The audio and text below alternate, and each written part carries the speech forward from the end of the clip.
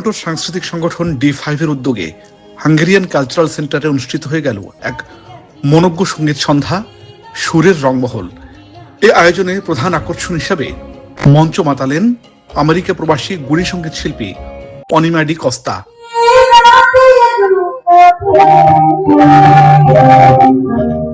তার একের পর এক হৃদয়স্পর্শী পরিবেশনা হল ভর্তি অগণিত দর্শক শ্রোতাকে যেন এক ঘোর লাগা আবেশে ভাসিয়ে নিয়ে গেল।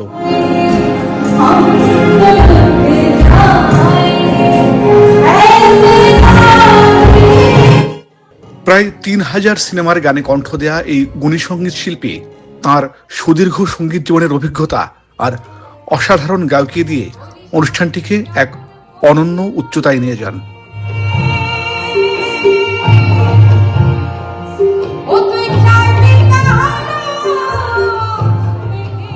মঞ্চে তাঁর কণ্ঠে একে একে ধ্বনিত হয় কালজয়ী বাংলা ও জনপ্রিয় হিন্দি গান সহ নানা ঘরানার সুর।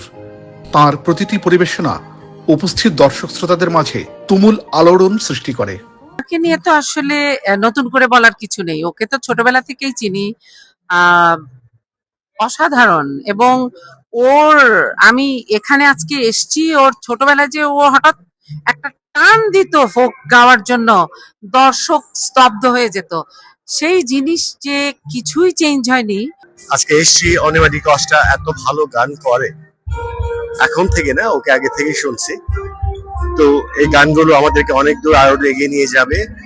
আজকে অনিমার গান শুনতে এসে একদম ভীষণ ভাবে ডুবে আছি, সুরের মূর্ছনায় ডুবে আছে একদম। ওর গলা কি গায়কী। যারা অভিবাসী হিসেবে এসেছি, আমরা থাকি দেশকে ছেড়ে অনেক দূরে, কিন্তু সেই দেশেরও অনেক গান আছে যা আমরা খুব কম শুনি। তো অনিমা চেষ্টা করছে, এখনো আরো অনেকগুলো গান আছে বিরতির পরে।